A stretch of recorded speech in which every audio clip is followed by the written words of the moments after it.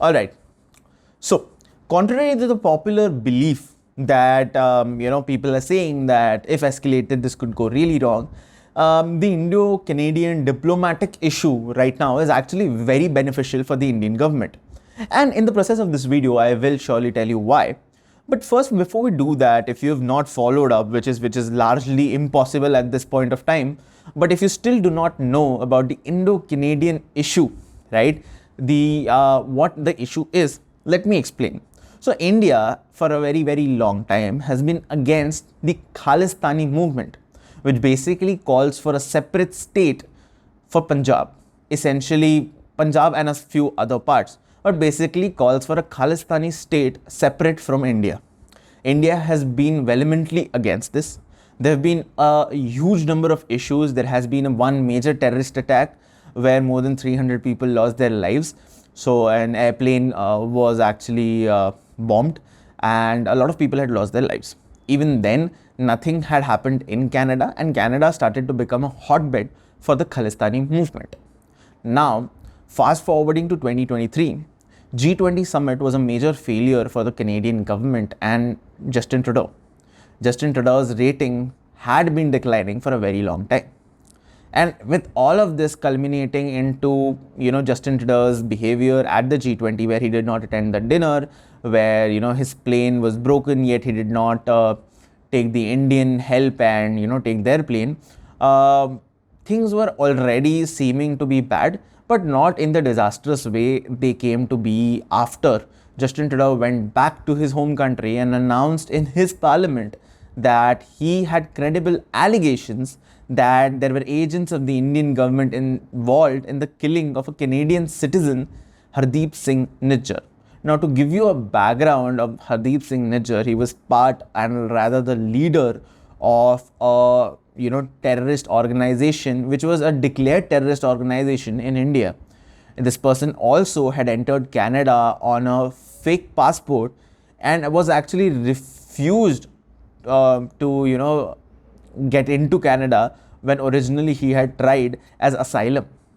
But moving on to, again, back to 2023, he was obviously considered a Canadian citizen, and when he was killed, basically he was shot coming out of his Gurudwara, and about 50 bullets were fired by unknown gunmen, which ended up killing him. Now, what followed after Trudeau's announcement was the Indian government refuting these claims and asking for proof.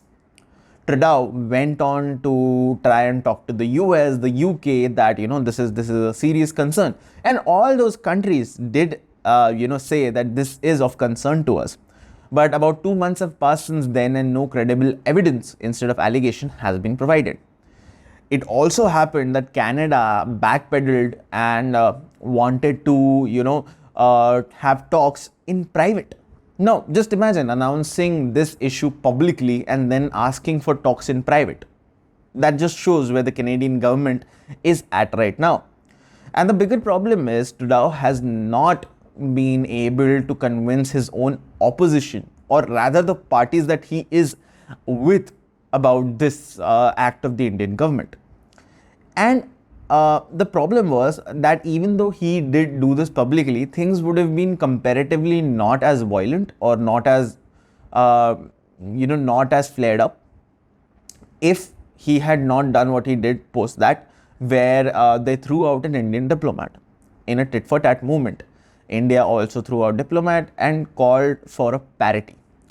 Now, the thing with parity is basically what Indian government is saying, that we want the same number of diplomats we have there, equal to what diplomats you have here. What this means is Canadian government had to send back its diplomat very recently, and that also triggered a conversation on the Vienna Convention. Obviously, we're going to make a video on Vienna Convention and how countries fail to follow it very soon, so make sure that you subscribe to the channel. But now we talk about the benefit of all of these things to the Indian government. Now, till now, most of you would be wondering, how is this beneficial to the Indian government? How is this beneficial to anyone? Because these things seem very grim and not that good. True, to a degree, this is grim. But the bigger benefit to the Indian government is that The Indian government has been trying to fight off the Khalistani, separatist movement in foreign countries. To take for an example, UK, US, these countries also, to a large degree, house Khalistani separatists.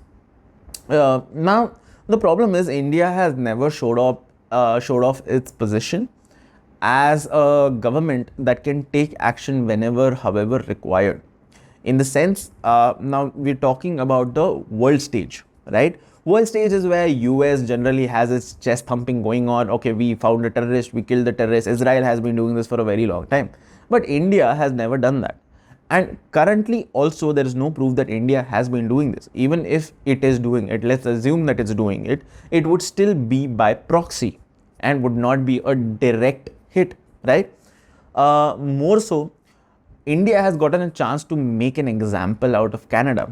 See, the problem with Canada is it's probably the worst, affected country when you talk about the Khalistani separatist movement. Canada is like a extreme hotbed of this. Canadian citizens themselves worry about their own safety there because of this, for a very simple reason that a lot of this Khalistani, leaders, they're also involved in gang activity. And there is a large amount of evidence that points to the reason Hardeep Singh Nijjar was killed, being that he was involved in some gang business. But then again, Canada has a huge control over their media, and that results in the Canadian media portraying all of these things as not that great, and it not being a fault of the Canadian government. But India has now gotten a chance to kind of portray this on a larger scale. And this is like the world, world table where you need to realize India is a big counter to China. So as far as the Five Eyes are concerned, which is the basic kind of backup to Canada, they are not that in awe of Canada when you talk about the power dynamics in the world. See, they need to have a strategic partner in Asia which has enough power to counter China. And the only country at the moment that can do that is India. So right now, India has an opportunity to come off as a not a weak government. Like, they want to become a government, they want to look strong in the world eyes. And that is exactly what is happening. If you look at the headlines, if you look at the way media is portraying India right now, especially, whenever Jai Shankar tries to answer, you'll realize that India is coming off as a major powerhouse and as a country who will not take any crap from anyone, right? And that is a huge change in behavior when you talk about the domestic politics. So, see, whatever is happening in global stage has its ripple effect on the domestic politics.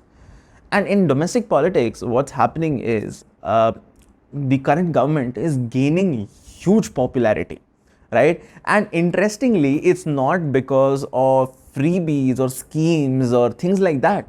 It's because finally the people in India are really proud of the action that the government is taking. We are no longer saying, yes, boss. We are giving it back to them. We're talking about things, right? And you need to understand, this gives a look of we care for our people, we'll stand for our people, and we're no longer going to bow down to, the Westerners. That is the kind of an outlook, an image that India is creating domestically. So if you see all these Indian channels, they love this. They love the way India is reacting, and India exactly wants that. The current government is gaining so much popularity because of this one issue. You do need to understand our External Affairs Minister, Dr. Jai Shankar, has already been very popular in India. I think he's one of the celebrities or an influencer on Instagram and YouTube. You'll see a ton of his videos. But since the Canada issue started, the whole External Affairs Ministry, all of them started getting equal amount of attention, right? The youth started to concentrate on what's happening, how's our government answering this. They started to notice, and this is very, very important, because till now in India, the youth wasn't very ready to participate in politics. But now with this, they've also started to look at politics. They want to talk about these things. They want to understand how the government is solving this. And given that the government is taking a tough stance on this, it makes them proud. It makes them want to like this government. And this is exactly what the government wants. So it couldn't have come at a more perfect time. Our elections are coming next year, and the government is getting a great PR, image right now, and that's all thanks to Justin Trudeau. That it's actually great for India right now because we get to make an example out of Canada and to all the other places where Khalistani movement is gaining, speed. That don't mess with India. India is not going to take it lightly. And secondly, domestically, our country, the youth has started to understand politics, is actually getting more into it, and also, it's working in favor of the current government of India. So, you tell me what's your opinion on this, and what's your thought? Does Trudeau actually have any proof? Thanks for watching the video, guys. I'll see you in the next one.